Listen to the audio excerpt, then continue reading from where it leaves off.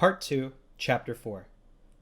Winston decides to rent the room above Mr. Charrington's shop so he and Julia can more easily have their affair. However, he knows this means death for the both of them. Mr. Charrington doesn't mind, he needed the money and said that privacy is a very valuable thing. Winston starts waiting for Julia, and he's looking out the window, and there's a woman down there. She's putting up dirty diapers on a clothesline. They used to wash them back then. And this woman's singing. Julia and he plans to meet. They did plan to meet in the countryside, but she had to cancel because it was her time of month.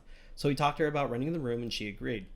Julia has become more of a need for him. In the beginning, it was just physical and stuff, but now they're kind of depending on each other. And originally, it was just for the act of rebellion, but it's developing something much more now. By renting this room and carrying on this affair, he knows that ultimately they're both dead. So Julia shows up. She's got this big bag. It's hidden under her tools. She brought with her real sugar, real white bread, and most importantly, real coffee. Everyone in the inner party already has these things, but they're not part of the inner party. Sometimes servants steal. She also brings makeup, saying that in this room, she's not going to be a comrade of the party, but a woman. Winston thinks she looks really pretty with the makeup and perfume. And all of a sudden, a rat appears, and Julia scares it. But Winston goes pitch white and freaks out. He is deathly scared of rats ever since he was a child.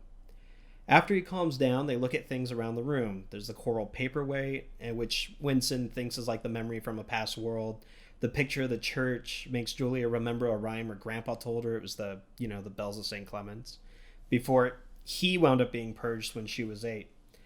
Their moment together in that room was frozen like the coral in the glass.